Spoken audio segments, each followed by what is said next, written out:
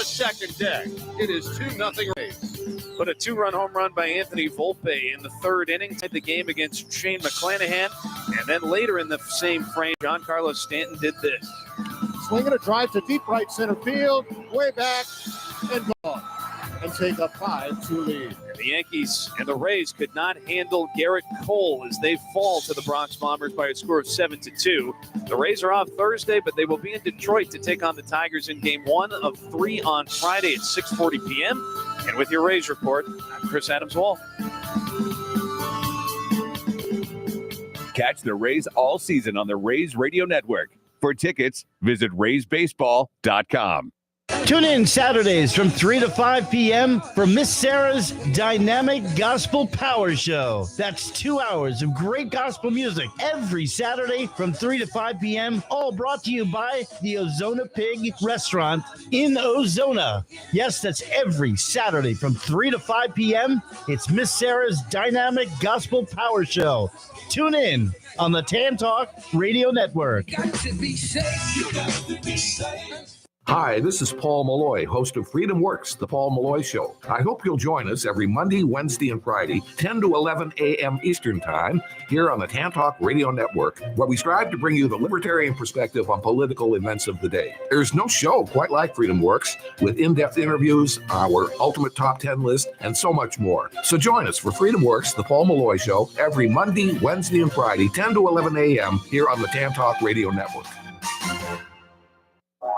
Are you looking for a job? Join me, Gene Hodge, on the Employment Opportunity Hour from 7 to 8 p.m., where I will tell you and share with you, as well as answer all of your questions and help you find enjoyable employment instead of a job. This is the only talk show that talks about everyone who makes up our workforce. Join me on the Employment Opportunity Hour from 7 to 8 p.m. on the Employment Opportunity Hour. That's the Employment Opportunity Hour, Wednesday nights from 7 to 8 p.m. on the Tan Talk Radio Network. Hey, you new to the area or just want to know about the best hidden gems and upcoming events? Stay tuned. Be Local Buzz with Devin takes you to these places, introduces you to the best businesses, and tells you about upcoming buzz. Preset your radio to Tan Talk 1340 AM or 106.1 FM every Thursday from 4 to 5. That is the Be Local Buzz with Devin on Tan Talk 1340 AM and 106 FM every Thursday from 4 to 5. Looking forward to speaking with you. This is the Tan Talk Radio Network.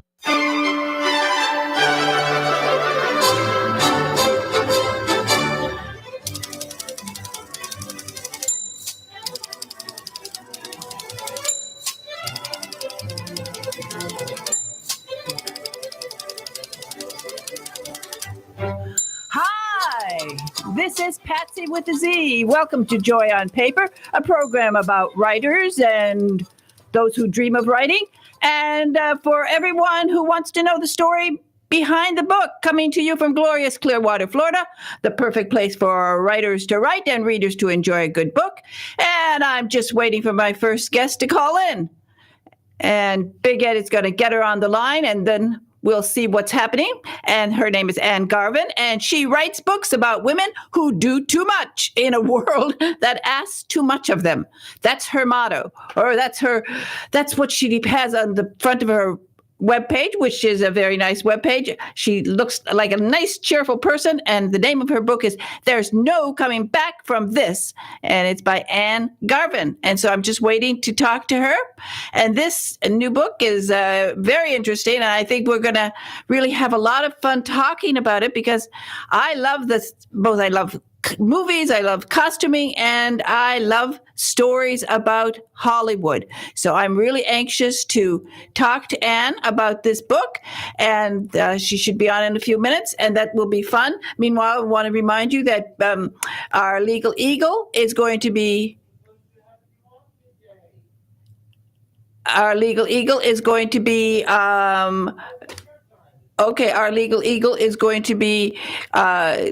coming on Joy on Paper next week, and that's Bill Larson. So I hope that I will have questions for him. Meanwhile, I'm going to talk to Ann Garvin. Hi, Ann, are you there? Yes, Yes, I sure am. Hi, how are you? Okay. I'm so happy to talk to you. I was just telling people that your website says, I write books about women who do too much in a world that asks too much from them. Yes, that's exactly what I do. And I think I just displayed that, didn't I? Well, it's nice that I've got you on the line because I really enjoyed the book. And I'm telling you this, so funny. It is true. This, life for women is so hectic nowadays. And I think this book, There's No Coming Back from This, is an interesting concept. I like the sort of, having worked in Hollywood, I like the movie theme, the costuming theme, just being in Hollywood. So tell us about the book. Well, it's a book about a woman that is pretty much pushed to the edge, which I like to write about women just like you and I, like not superstars in terms of like, we're not movie stars. Maybe we're not, we don't have a lot of help. We're not super rich or something, but we get pushed to the edge and we're asked to, pivot and keep life going, even though, maybe things aren't working so well. So this woman gave her accountant access to her books, and she lost all her money because the accountant did not pay her taxes. So she got, so she's desperate. Yeah. So her name is Poppy Lively?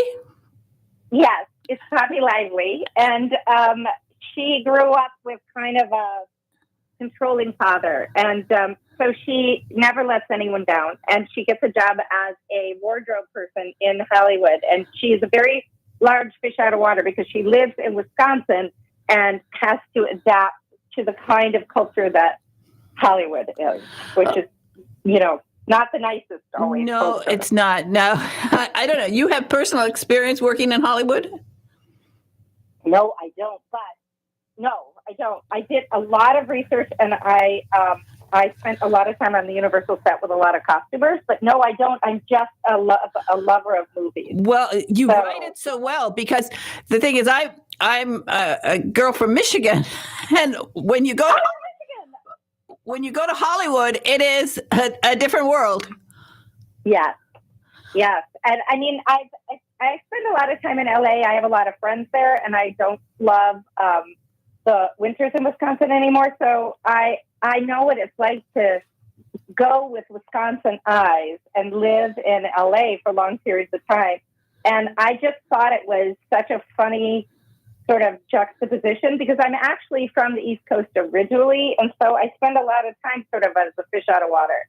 So I just thought it was going to be like the perfect fish out of water situation by putting this woman from Wisconsin into Hollywood.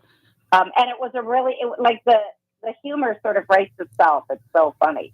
Yeah, that's exactly it. When you look at it, this fish out of water, when you get into Hollywood, it's almost, you're like, you do feel like, what is going on? How did I not know about so many things? Yes, exactly. Like when I was there vacationing, or not vacationing, but writing and living there it was 2 winters ago. And then last winter, I spent so much time there. And I was just like I think I put it in the book. When I walked, I remember walking past someone who was in the middle of the road and they were homeless, and everybody else was kind of walking around them. And I went over to them and I called the police and called an ambulance, and everybody else was like, "What are you doing?" And I said, "Well, this is what we do in Wisconsin. This is it." So it's, it was obvious things like that, and then less obvious things like that I was so enamored with taking a look at. Well, luckily when I was there, that was quite a few years ago, there were no homeless.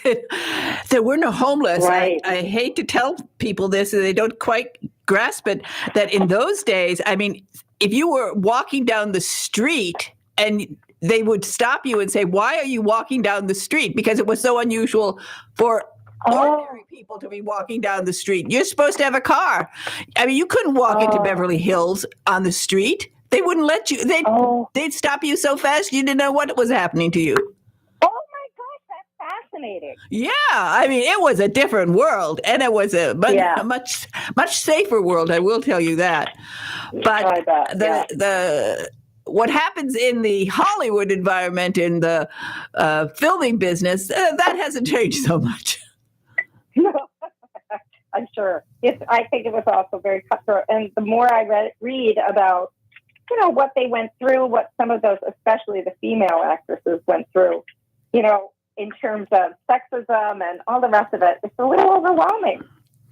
It is. And I mean, you managed to, how can I say, you play it right. It doesn't get too deep into the negative, right? Because that would not make for a fun book, to tell you the truth. I've read some of the books about really horrific things, but this is more. I mean, it's a nice read. It's fascinating. Tell me your interest in costumes, because I love costumes. I love the whole.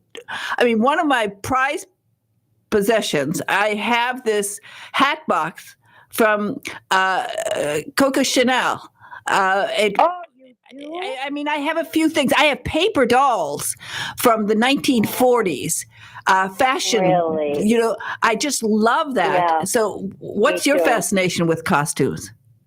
Well, I was in theater just briefly. Of course, I did it before I had children, because otherwise, I don't know how anybody could do theater with children, because, unless you're, wealthy. Because I love theater. I love going to theater, and so I love doing it. And so I got really interested in how the seamstresses would create those costumes. So much so that when I got married, I had the costumer make my wedding dress. I know. And I mean, it wasn't, wildly flashy or anything, but it was made for me. And she did it with the muslin, and she, made the dupe first, or the shell of it, and then built this gorgeous dress around it. And I've always been admiring of people who can sew and create things like that. I just don't even know how they do it. But when I was at the costume shop both on Universal Set, and then the really big one that's in downtown, it's sort of uptown actually in LA. I can't think of the name of it, just blanking on it. So I couldn't believe how many costumes were there, and I couldn't believe that they didn't have a spot for the iconic ones. Like, I wrote that in the book as if they did. It's the only liberty I took about costuming. There's no vault. So that sometimes if you are walking through the costume, rental area, you can pull one out and Mickey Rooney's name is on the inside of it. Or, like Katharine Hepburn's name will be sewed in it. Like, it's not in a special spot. And I couldn't believe that. Like, I just couldn't believe it. But, it's a business, and they use those costumes over and over, and I think it's expensive, and so they just recycle them. I couldn't imagine. But it was fascinating. It is. Yeah. Well, I loved it. Well, I know I've been on. At one time I had a VIP pass to Universal, and so I went into a lot of the nooks and crannies of the place, and wow, it gives you a thrill when you see and you can touch. It's for film lovers, and you recognize sometimes you recognize it and you say, oh my gosh, for me, of course, I wrote a film for Debbie Reynolds, which never got made. So I had a lot of time. It went into turnaround because of the 2008 financial collapse of Wall Street, which dried up all our funding. But I used to have so much fun talking to her about costumes. Oh my gosh, what a dream. Yeah. I mean, so I think that's what, I sort of I like the start about the IRS. Yeah. I mean, I know people who have trusted. I would never have done that. I would never ever trust a business manager and give them rights. I've known a few people who have done it, and I don't know, how they can do it. I wouldn't be comfortable doing that. Okay, me either. I know, and I because I'm so I don't know, careful, and I know where the money is. But I think that for her, I had to really think about how I was going to write that so that it was believable for those of us that would never do that. Oh, and people she has do really pushed to do it. Yeah, no, and I know people who have lived to rue the day. Yes.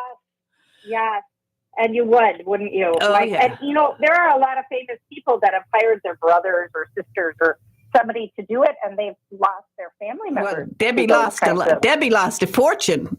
I mean, millions. Oh, did she? Oh my gosh! I could go on for hours about how much she lost because of doing that. So yes, I know people. Really? Because of a business manager? Oh yeah, business manager. Wow. You have to look into that one. That's a horrific story. Fascinating and awful. But all right, I met others.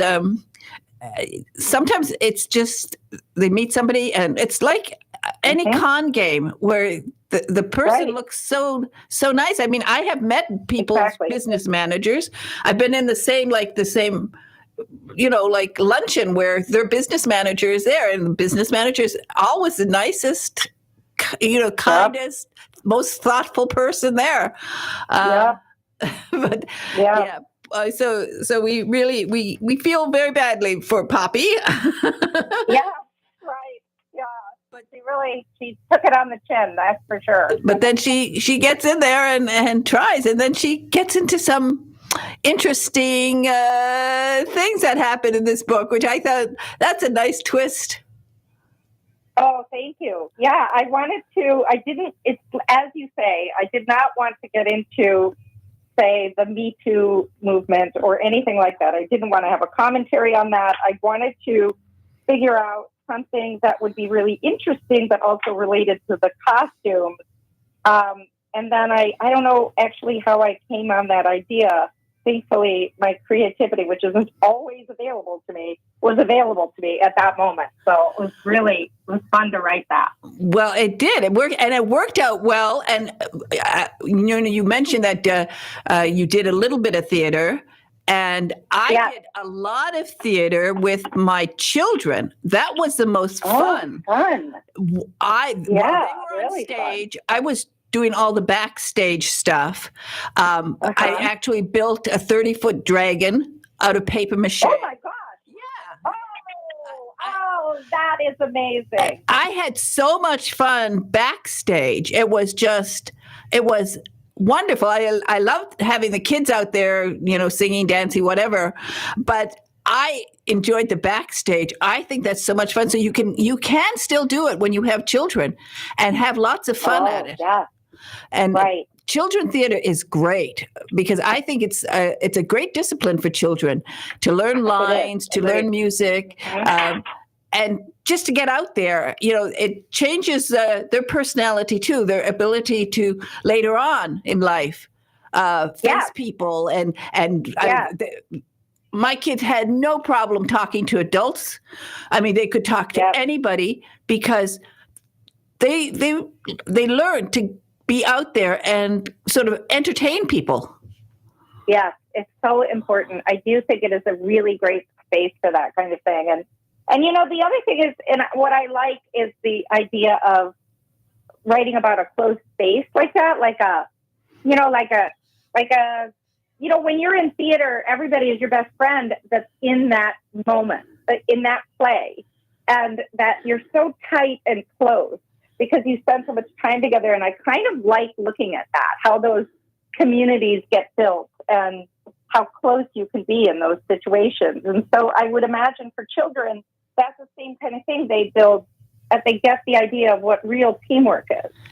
Exactly. They really do. And you do have that excitement, that just focusing yourself on a project. And that's so important.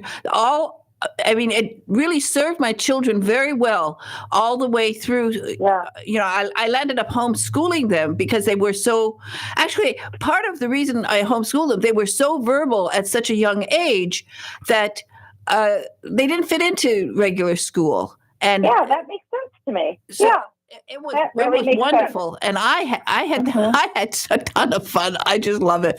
That whole design process. Well, as you saw, the costumes. I never designed costumes for any of the shows they were in, and they were in a lot of shows, from Pippin to, Dickens things. I mean, they were in everything.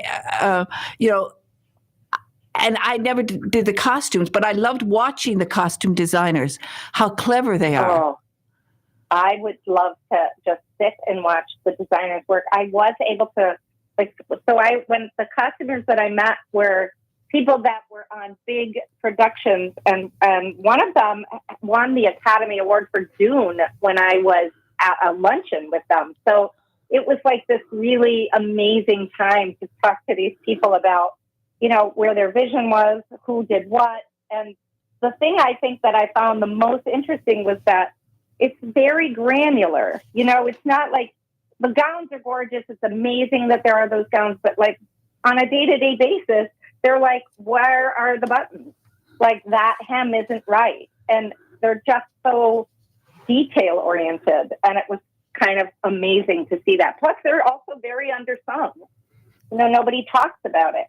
Exactly. And they make, in my opinion, they make the characters. They create them with their clothing. The actors do it, but it puts them all together in one space. And it's something that isn't talked about. And I think that's a great shame because it's so amazing. Well, I love looking at it through Poppy's eyes and the whole excitement of being back, the back side of a film. When you're in the background, you learn so much and you enjoy so much. So it's a great story. It's fun. You're witty, and it all comes. You're a PhD, right? You have a PhD. Yeah. But not in writing. Thank goodness. Yeah. I think people who get PhDs in writing tend to lose their humor, and you certainly have not lost your humor. No, thank you. I think that I have a way of looking at the world. I think that I can't look at anything too dramatically and without a joke. Like I think everything's funny. So, well, not everything, but a lot of things. No, I know. There is some, heartbreaking things in this book, and I mean, you, of course, right away. Anybody who has to deal with the IRS, you already feel sorry for them. Oh my God. I know. I had a few people saying, "Oh my gosh, I was reading that and I got so anxious when she started talking about the taxes." And I was like, "Oh, I know." Too. So that I thought that made it fun too. Well, I think I think it's a nice change of pace. I get so many, thrillers and sort of, so many. international stuff, and just this sort of down home Hollywood. In Hollywood look. I think it's lots of fun. And, it's just wonderful that you've written this book. It's called There's No Coming Back from This, but there is a lot of coming back to this book because it's really good. So I think it's fantastic. And you're going to, I think, do very well with this book. Are you going to, you have a website, I know. And I do, it's just your name and... Mm-hmm. Ann Garvin, yep. And Ann Garvin, and I write books about women who do too much. Yes, I do. but we love it, don't we? Oh, we love it. We do love it. Honestly, I am so lucky to have found this to be as what I consider my last career, and I just love it so much. And I just want to mention Tall Poppy Writers. Explain that. Obviously, you like the name Poppy. I do, and I think that was in a breathtaking heartbreaking moment of lack of creativity that I chose Poppy for the name. But the Tall Poppy writers really bond together to help women authors find readers. And we just believe that writing and publishing is not a competitive sport, and we want people who want to have this career, we want to help them have the career. And so I put together this marketing group when I was having trouble finding readers myself. And I just thought, everybody's having this problem. Why don't we just bond together? And, you have to find the right kind of people to form a group like this, because it requires a generosity. And the nice thing about this is that by doing this, I have met so many lovely, generous authors. And so what we try to do is just share the wealth as much as we can to help people find books that they like and enjoy. Well, I think it's a wonderful, wonderful idea. A great, it is so important today in this publishing world that writers help writers, and most importantly, writers help writers find readers, because we need readers. So that's a whole big job. But you've done a wonderful job putting this together. I like the idea. It's on your website. It's Anne Garvin. People go there and have a look at this Tall Poppy Writers group, and really get involved, because it's wonderful. Yeah. It really is. And if people are interested, they can sign up for my newsletter. And in the newsletter, we only send out one newsletter a month. It has one piece of original art writing from me that nobody else sees or has seen before. And then we talk about whatever books are being launched that month within the Tall Poppy group. And then if there are, and we are opening up reader, writer, author salons, we're going to start doing retreats. And so if people are interested in, mixing it up with writers and authors, sometimes for some different kinds of retreats, both here and in Europe, that newsletter is the place that they would get that information. Okay. Well, thank you so much for being on Joy on Paper today. USA Today bestselling author Anne Garvin. And I think your book is fun, and it's original. I think it's what I like is that it's original. Nobody else has written a book, as close to this. So I just think it's fun, and it's called There's No Coming Back from This. And get this book, and it'll put a smile on your face. Thank you, Anne. Oh, my goodness. Thank you so much. Yes, you are saying all the loveliest things. I really appreciate it. Thank you. Okay. And maybe we could have you back one day just to talk about Tall Poppy Writers, okay? Anytime. I would love that. Let's put together a program, a half an hour, and you can talk more about that and some of your success stories and some other ideas for getting readers. Okay? Okay. Thank you so much. I really appreciate that. Okay. Bye-bye now. Okay. Bye. All righty. Bye-bye. Okay. We'll play Book Buzz, and then I'll be back with my next guest.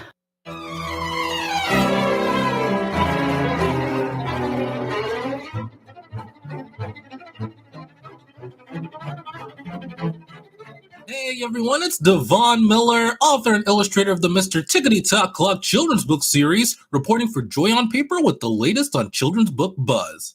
Last month, Hurricane Ian made landfall in the Sunshine State of Florida, which meant that so many theme parks containing roller coasters were shut down. Now that Ian is gone, theme parks featuring roller coasters are back open to the public. And now that they're open, I know the Pigeon is certainly going to ride on them. Yes, the Pigeon, one of the characters created by children's author and illustrator Mo Willems. The Pigeon makes a return in the book, The Pigeon Will Ride the Roller Coaster, written and illustrated by Mo Willems. Mo Willems isn't a big fan of roller coasters, but the last couple of years for him learning to adapt was a real roller coaster for him. It eventually turned into the idea of The Pigeon Will Ride the Roller Coaster. Fasten your seatbelts for an emotional story full of twists, turns, and loop-de-loops as the Pigeon will be ready to ride the roller coaster. The question is, will you be ready? I think after reading this book, you'll certainly find me ready to ride along with the Pigeon. This is Devon Miller reporting for Joy on Paper. For more book buzz involving children's books and authors, head on over to radio-joyonpaper.com and click on Devon Miller's Book Buzzes. I think it's about time that I buzz out now.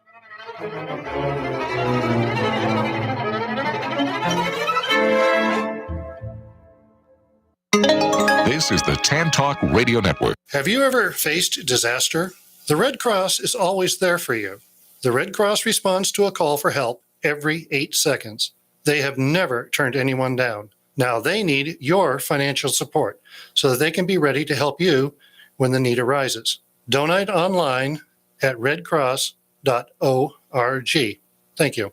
Are you an author, an artist, an inventor? Then you need to protect your valuable intellectual property. You need Larson & Larson. We have the experience and knowledge to help you with all of your legal needs, from processing trademark, copyright, or patent applications to negotiating licensing agreements and handling litigation. The attorneys at Larson & Larson in Largo, Florida can help protect you. Call us today for a no-cost consultation at 727-546-0660 or visit our website at larsonpatentlaw.com. Do you dread being called on to speak at meetings or family functions? Have you envied those who can sway an audience with well-chosen words? Do you know that people who speak well earn more money, earn more rewarding careers? Gain the confidence to master any speaking situation. Toastmasters will allow you to find your voice. Go to toastmasters.org to locate the club nearest you. This is the Tan Talk Radio Network.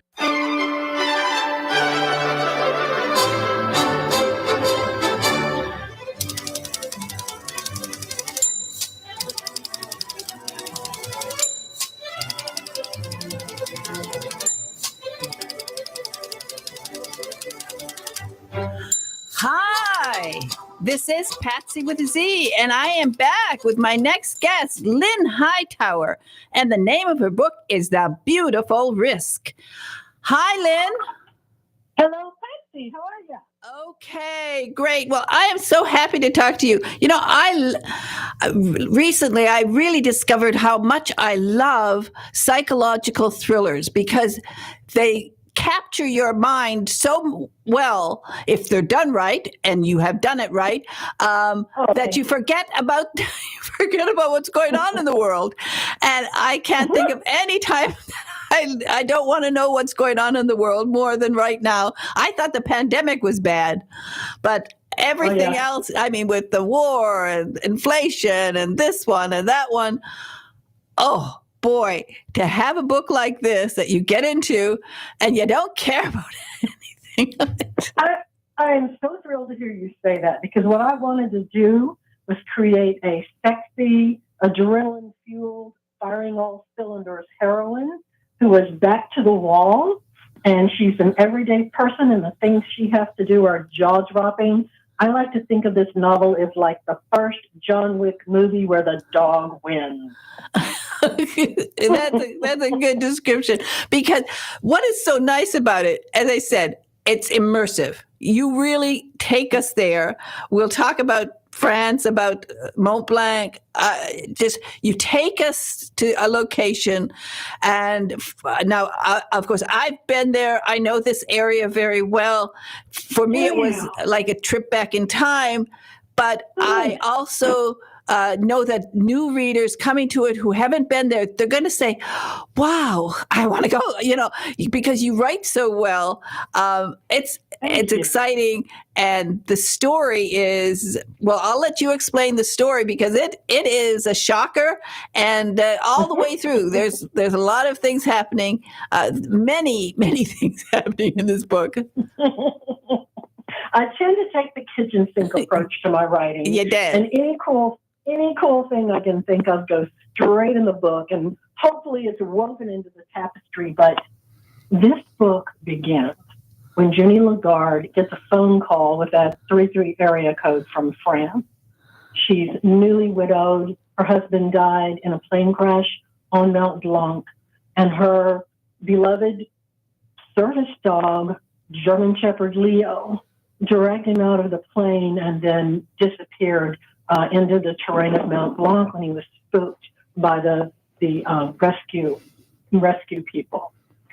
And she's called by a police captain named Philippe Brevard, and he tells her that they have drone footage of a man who is dressed in her husband's coat, His hair is cut like her husband, but he cannot be her husband, and she knows he's not, and Brevard knows he's not. But they find it very sinister and mysterious because he has got Leo on a leash. He's got her dog. And the first thing she does is get on a plane to France to go and get her dog. Wow. Wow. And of course, we'll talk about Leo because he is so much a part of this whole book. And he steals the story. Exactly. Animals tend to do that. And the importance of Leo, too, Junie Lagarde. Junie, actually, it's so funny. My first cousin was called Junie, and really? you don't hear, lots of people. Well, nobody uses the name June anymore at all. No, I haven't heard of a child named June for years and years, but my first cousin, her name was June, but we called her Junie, and I was Patsy and she was Junie. So I like that name. And one of the things is she needs Leo. She does. She has a cookie bite hearing loss, as do I, and I usually kept that top secret. But I decided I wanted to write about it. Come out of the closet and let the world know what this is like. All right. And she can hear brilliantly at the top of the range and the bottom of the range. But in the middle, where there's conversation, she really can't hear a lot. So Leo is her hearing service dog. And I have a hearing service dog named Leah, another German Shepherd, just like Leo. And you just don't know how important it is because until I had Leah, I was not aware of a lot of things that are going on around me or directly behind me. And she's there to nudge my leg, to alert me, or to give a sharp bark if she thinks there's something going on she doesn't like, because she's a really good service dog. She has a very gentle heart, but she's a German Shepherd, and she will protect me no matter what. So there you can see right away why she would jump on a plane to find out what is happening. And then when she gets there, let's just for a moment sort of set the scene. Mont Blanc is it's a really strange mountain. It's not the highest in the world, but it's a dangerous mountain. It's the most dangerous. Yes, it is. It's hard to believe. It's terrifying. It's hard to believe. I find it terrifying, but most people love Mont Blanc in a way because it's somewhat accessible. And so a lot of people go up when they're really not prepared and they are not careful enough. And I also think with climate change and the glaciers melting, that shifts the terrain and also makes it more dangerous. I know that when I went, that little red train you take in Chamonix to go to the glacier, people still take the little red train and they go to see where the glacier used to be because it's melting. Yeah, I know. I've recently I had a friend who was right there and called and said, "Well, I'm here. This is where you've talked about being." So you set the scene nicely. And then, of course, we're on an adventure because a lot of things happen in this book. Yes, they happen fast too. Ginny is stalked by this man, and she doesn't know what he wants, but he's terrifying, and he is utterly, utterly sinister. Well, we don't want to give too much away because that's part of the fun of this book. I love the reveal. I love when I get into a book, I don't know what's going to happen, and I get this. Really, when you build up this psychological suspense and you get so excited about it, I think that's terrific writing. Thank you. I have zero patience. I don't like slow books. I'm going to be. I don't just build for 100 pages. I'm going to go build, but reveal. I build through reveals. Because I have no patience, so I write the book I wish somebody would write for me. And it's got to go boom, boom, boom, boom for me. And this book certainly does go boom, boom, boom. I can tell you, people will love it, and of course they'll love Leo too because Leo's awesome, isn't he? Yeah, exactly. So tell me, where are we talking to you? Where are you right now? In your parlor? I'm in Lexington. Yes, I am. I'm in the writing parlor, and Leah, because she is in what we like to call preschool, which is really publicity protocol, because otherwise she would be chiming in, alerting me to things. And if I had a show where there were men walking up and down my driveway and she would not stop barking, and she was right. I needed to know that. So now she's in a back room full of sunshine with treats and toys, and we're going to play ball after you and I talk. And this is what I call preschool. And she knows that when you're in preschool, you have to be very quiet. So. I love when I read about it that you have a writing parlor. I hadn't heard the word parlor for years, and I thought I know it's such but it's just a little Victorian cottage, and it's downtown in Lexington, Kentucky, in the Distiller District, and it's very small. It's very sweet. It's very charming, and it's just the kind of place I like, and because, if it's not really, really old, I'm not interested. So for me, it's just has a very good writing energy. When I buy a place or move into a place, I have to go and sit and say, can I write here? And this is probably the best place I've ever had for writing in my life. Well, I think it's a lovely idea.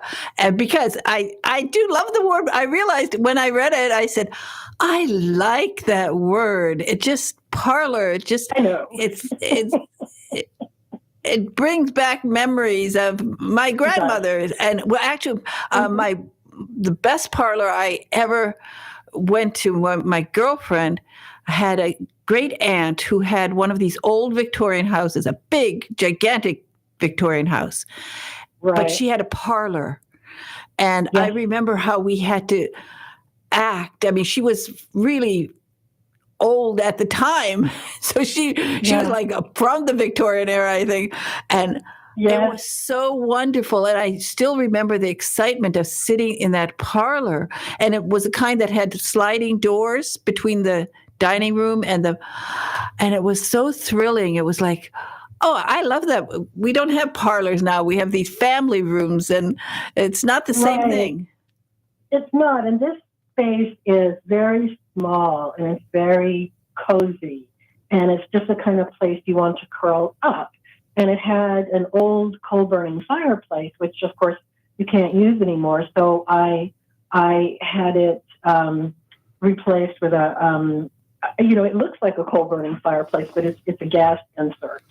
And Puppy and I curl up in there on the couch and I write. And it's just, to me, parlor means cozy place with a fireplace for Lynn to write. That is how we define it in the High Tower Dictionary. I think it's delightful. Well, of course, you write so well. You won the Seamus Award for Best First Private Eye Novel, which I think is fantastic. That must have been a thrill.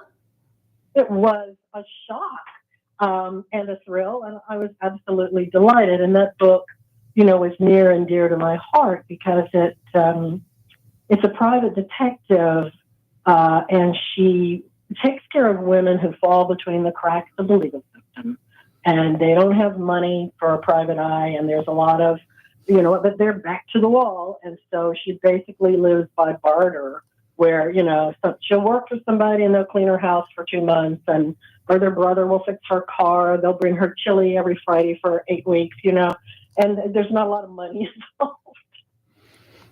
Well, one of the wonderful things, too, is that you got a heck of a blurb. Oh, I did. I was new enough at writing back then that I just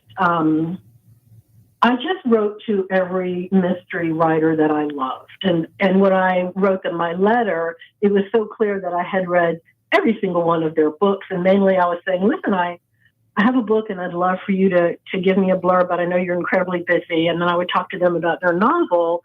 And, because I'm Southern, I made it very easy to say no. I said, listen, I know you're writing. I know you're busy. I'm just very new writer. I live in Kentucky, and I don't want to disturb your work. And it will not hurt my feelings one little bit if you say no. And for some reason, that they couldn't resist. And they were just so terribly kind.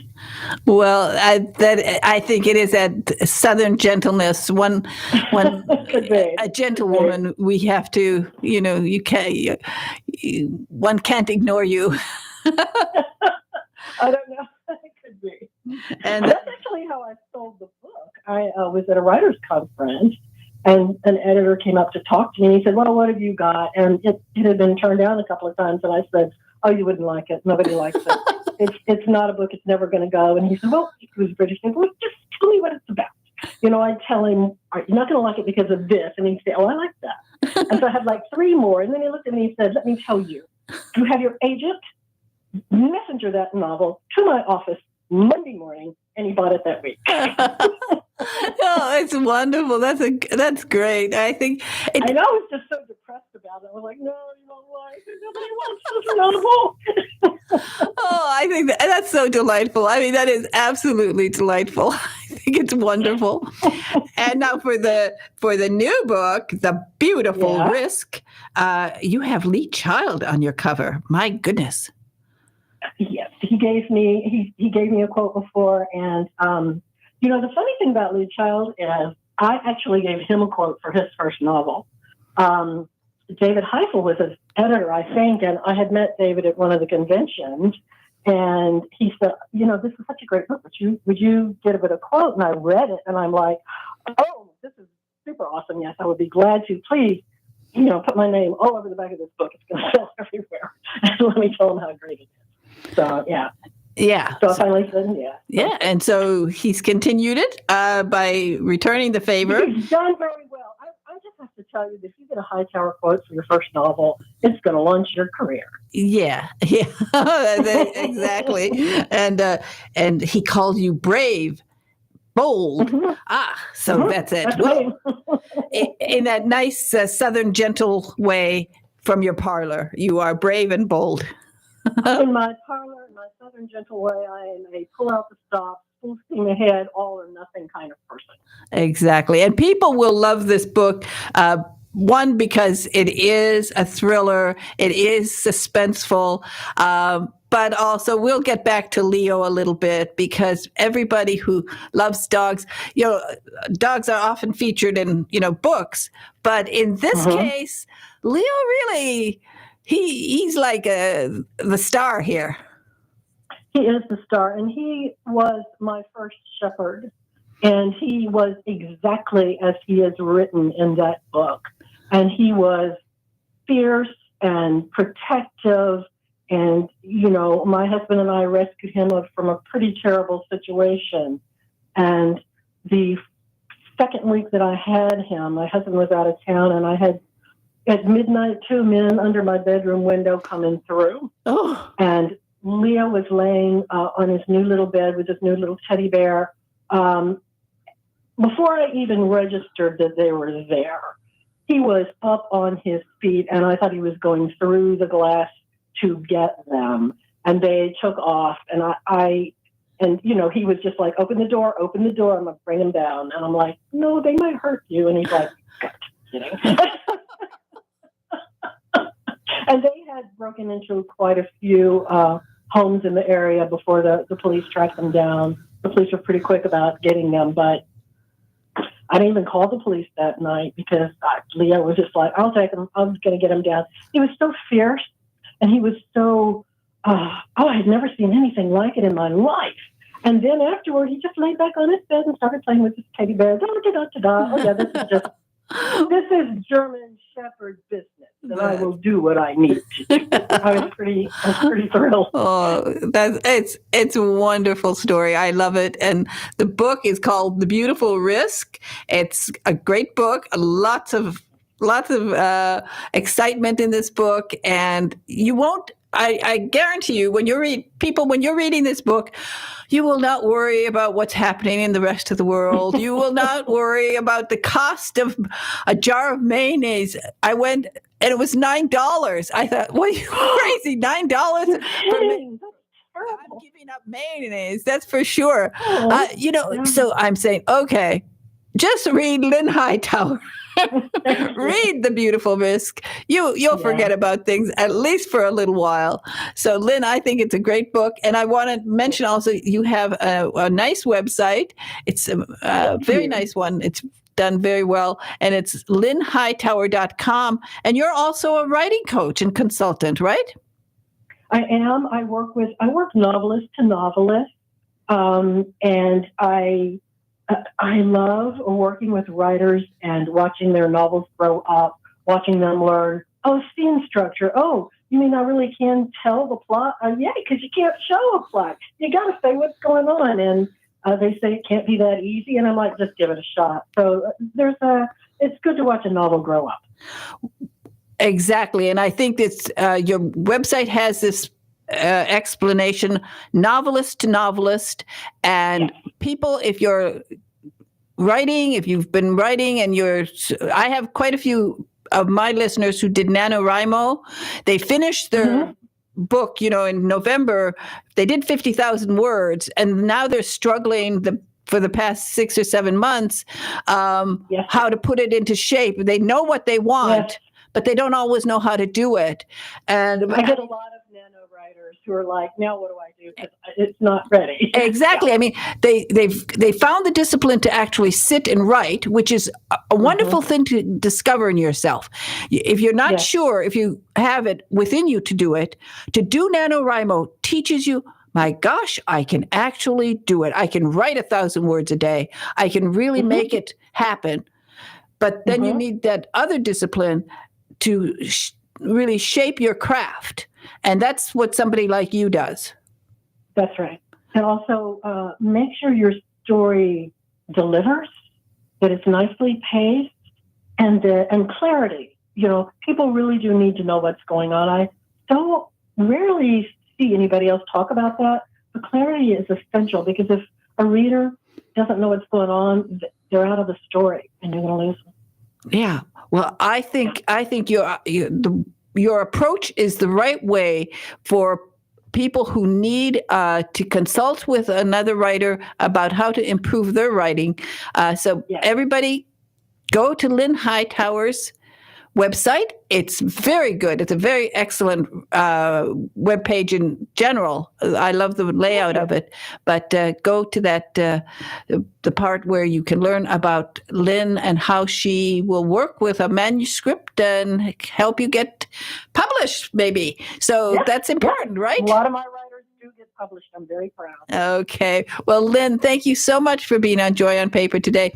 It was an absolute joy to talk to you. I think you're delightful. Your book is great. And anybody who works with you, I'm sure will have lots of fun.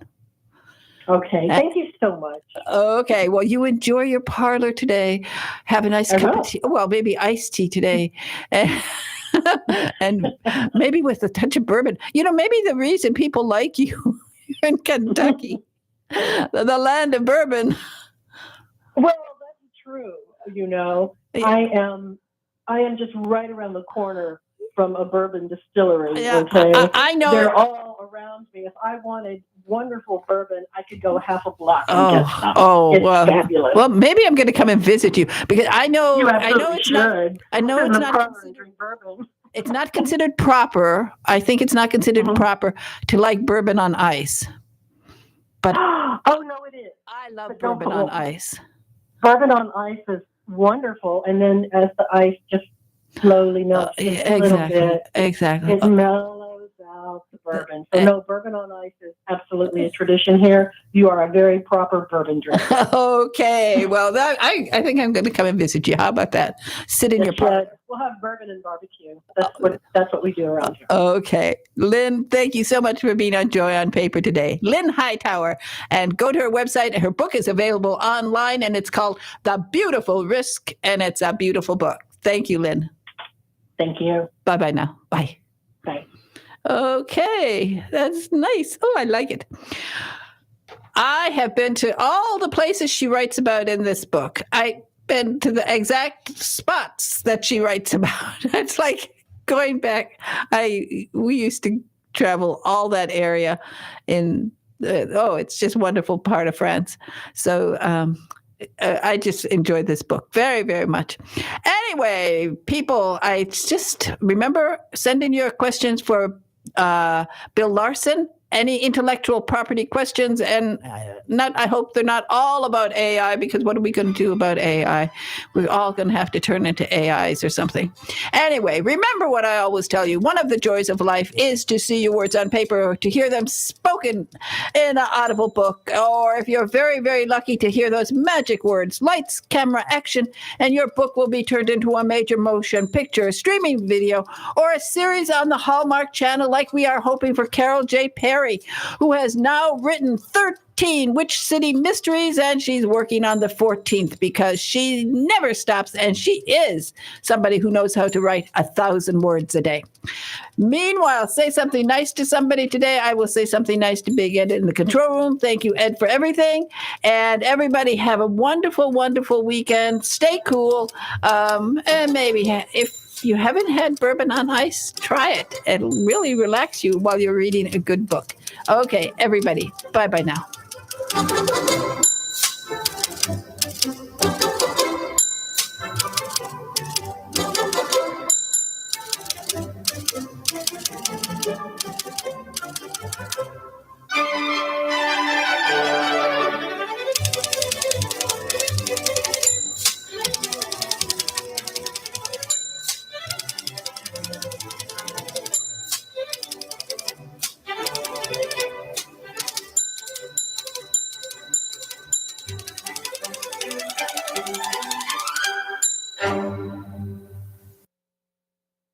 WTAN, Clearwater. FM 106.1. WDCF, Dade City. FM 102.3. Listen.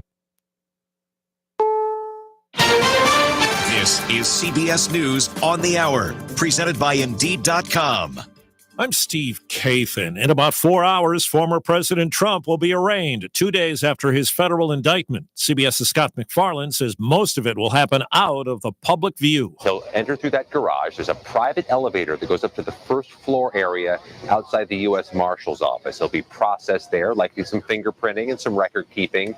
They won't take a booking photo of him. Then he goes to the courtroom itself, where he faces the magistrate judge in a proceeding that they do every day here. This should move efficiently. A judge in Pittsburgh today will impose the death penalty a jury has recommended for the synagogue gunman. Lee Stein lost her father in the 2018 attack that left 11 dead. I feel like a weight has been lifted, and I can breathe a sigh of relief. Texas Republican Attorney General Ken Paxton dealing with some of his legal woes today that he has blamed on political opponents. Paxton's facing an impeachment trial in September, but today's status hearing in a Harris County courtroom had to do with his 2015 indictment for securities fraud. Paxton's accused of defrauding investors in a tech startup back in 2011. He's facing 2 felony charges and a third-degree felony charge. Special Prosecutor Brian Weiss. No one's above the law. While the wheels of justice may have appeared to move with glacial pace in this case, I think we're about to pick up speed. Paxton claims he did nothing wrong, saying the charges were motivated by political rivals. Chris Fox for CBS News, Austin. Hyundai and Kia announcing a recall of more than 90,000 newer vehicles, as we hear from reporter Jeff Gilbert of affiliate WWJ Detroit. The worry is an electric controller in an oil pump can catch